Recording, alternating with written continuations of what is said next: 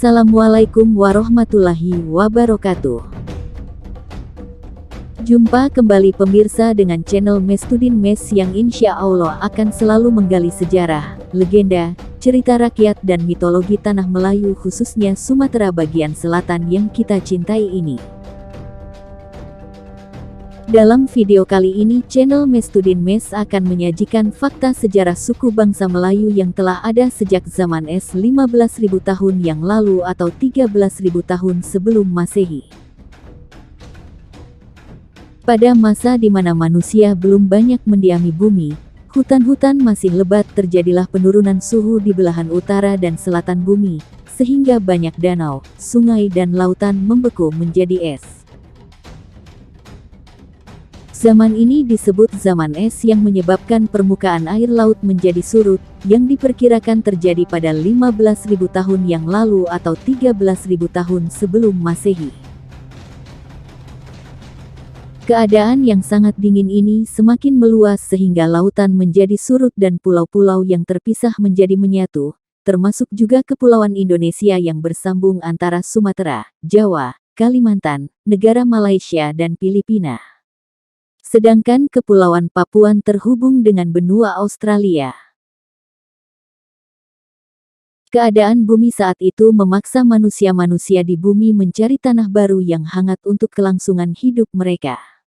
Suku bangsa yang pertama mendiami Sunda Land atau Indonesia dan Malaysia adalah suku bangsa Melayu. Suku bangsa Melayu adalah suku asli Sunda Land atau Indonesia dan Malaysia. Suku ini membangun peradaban yang maju pada masanya. Pada zaman es ini wilayah yang dihuni umat manusia hanyalah wilayah yang dilalui garis edar matahari atau khatulistiwa yaitu Jazirah Arab, benua India, Sunda Land, Indonesia dan Malaysia, Burma, Myanmar, Vietnam, Thailand dan Afrika.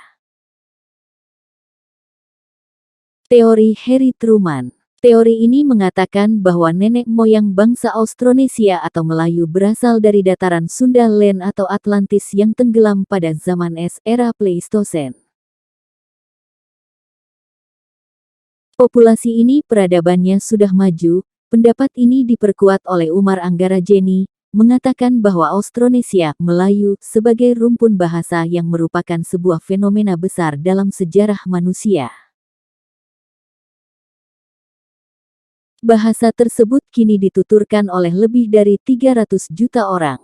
Pendapat Umar Anggarajeni dan Harry Truman tentang sebaran dan pengaruh bahasa dan bangsa Austronesia ini juga dibenarkan oleh Abdul Hadi W.M. Samanto, 2009. Teori awal peradaban manusia berada di dataran paparan Sunda, Sunda Land, juga dikemukakan oleh Santos, 2005. Santos menerapkan analisis filologis, ilmu kebahasaan, antropologis, dan arkeologis. Setelah melakukan penelitian selama 30 tahun Santos menyimpulkan bahwa Sunda Land merupakan pusat peradaban yang maju ribuan tahun silam yang dikenal dengan benua Atlantis. Pada tahun 13.000 yang lalu atau 11.000 sebelum Masehi telah berdiri kerajaan besar dan kuat yang bernama Kerajaan Atlantis yang wilayahnya meliputi Asia Tenggara, India, Libya, Mesir dan Tirenia. Kerajaan ini telah berhasil membangun pasukan perang yang hebat. Di laut mereka memiliki armada kapal perang yang kuat, di darat mereka memiliki pasukan gajah dan kuda yang kuat. Pada masa itu hanya ada dua kerajaan besar di bumi ini yaitu Kerajaan Atlantis di Sunda Land, Indonesia dan Malaysia, dan Kerajaan Athena. Kedua kerajaan ini pernah berperang diperkirakan pada tahun 11.000 yang lalu atau 9.400 sebelum Masehi. Peristiwa ini ada dalam sejarah bangsa Athena dan Mesir yang ditulis ulang oleh filsuf Yunani Plato. Kisah Atlantis ini berasal dari dialog Socrates, Timaeus dan Critias yang ditulis pada sekitar tahun 360 sebelum Masehi. Dalam dialog tersebut mengisahkan seorang Solon, salah satu dari 7 orang bijak di kerajaan Athena. Pada tahun 400 sebelum Masehi, Solon pernah berkunjung ke Mesir di mana para pendeta Mesir bercerita tentang kisah Atlantis yang tertulis pada sebuah tugu di dalam kuil mereka. Berikut beberapa tulisan Plato tentang dialog Socrates, Timaeus dan Critias. Plato, Atlantis adalah jalan menuju pulau-pulau lain, dan dari sana dapat mencapai benua di seberangnya yang meliputi samudra yang sebenarnya, laut lepas. Plato, wilayah yang di sisi samudra dikatakan menjulang tinggi dan terjal. Plato, Atlantis memiliki matahari di atasnya, manfaat dari curah hujan tahunan, kelimpahan air, iklim hangat yang sangat nyaman, dan musim panas dan dingin. Plato, Atlantis memiliki tanah yang subur, kayu yang berlimpah, budidaya petani sejati, alam yang mulia, tanah yang terbaik di dunia, hewan yang berlimpah, kelapa, hasil bumi rempah-rempah dan panen 2 kali setahun.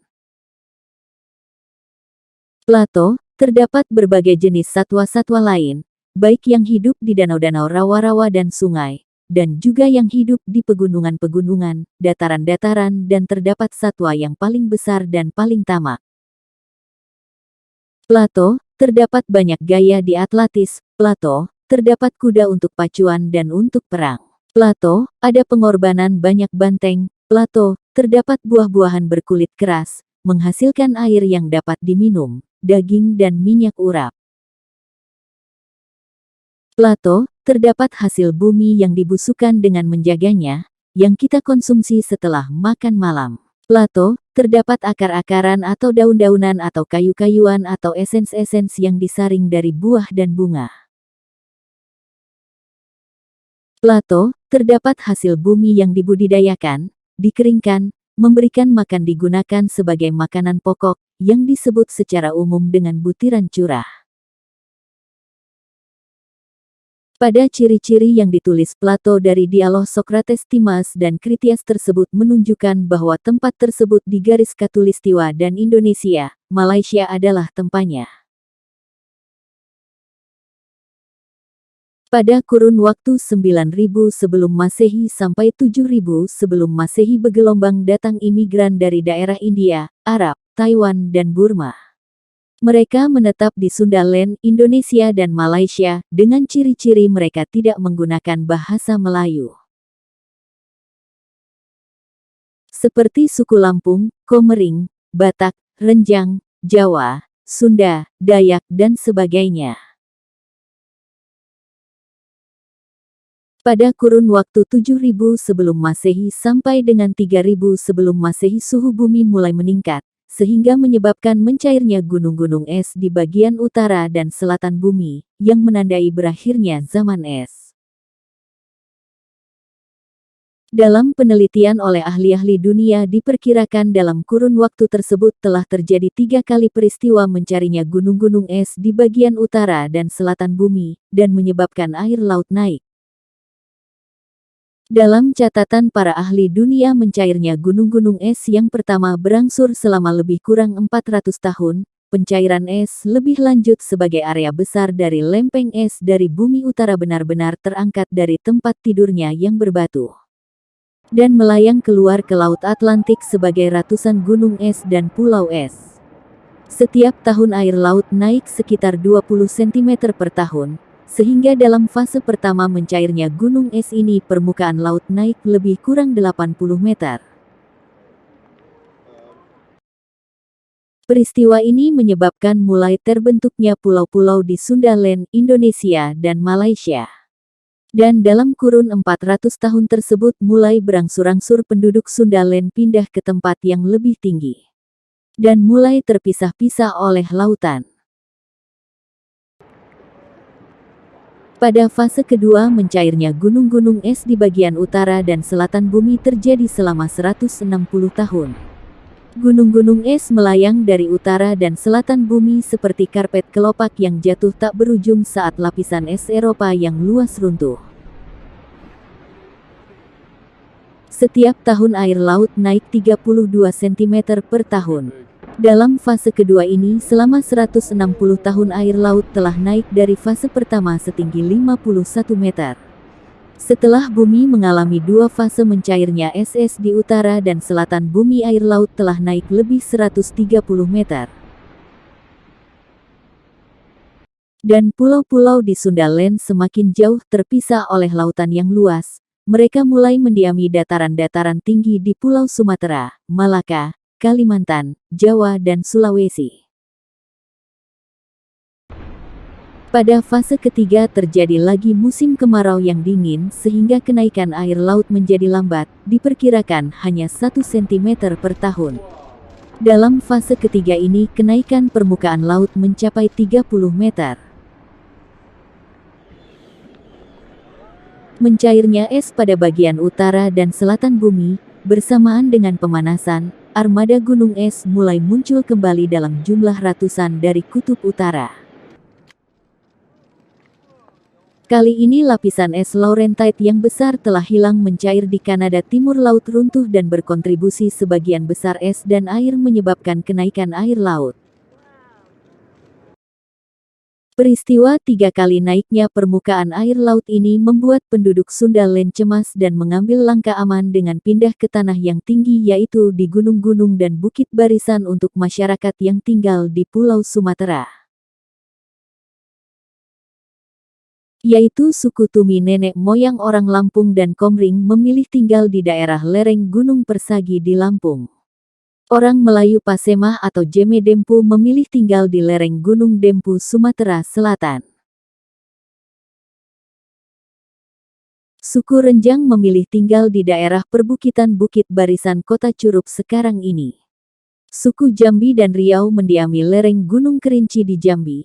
Suku Minang mendiami lereng Gunung Merapi, suku Batak mendiami Bukit Barisan di sekitar Danau Toba. Di Pulau Kalimantan suku Banjar terbentuk dari suku-suku Bukit, Manyan, Lawangan, dan Ngaju. Suku Dayak juga berasal dari Bukit Lawangan, Manyan dan mendiami gunung-gunung di hampir semua pulau Kalimantan.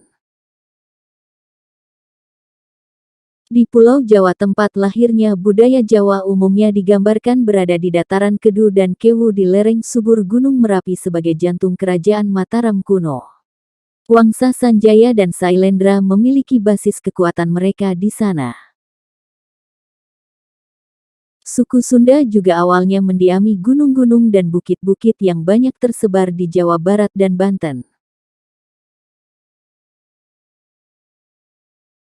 Di Malaysia yang merupakan mayoritas suku Melayu mereka mendiami gunung-gunung dan bukit-bukit yang tersebar di negara itu baik Malaysia Barat maupun Malaysia Timur, Sarawak dan Sabah.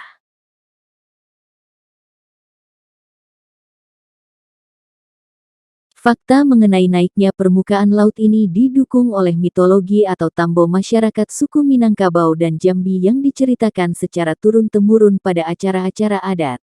Kutipan tersebut yang berbunyi, berlayarlah Bahtera yang membawa ketiga orang putra itu ke arah timur, menuju Pulau Langkapuri.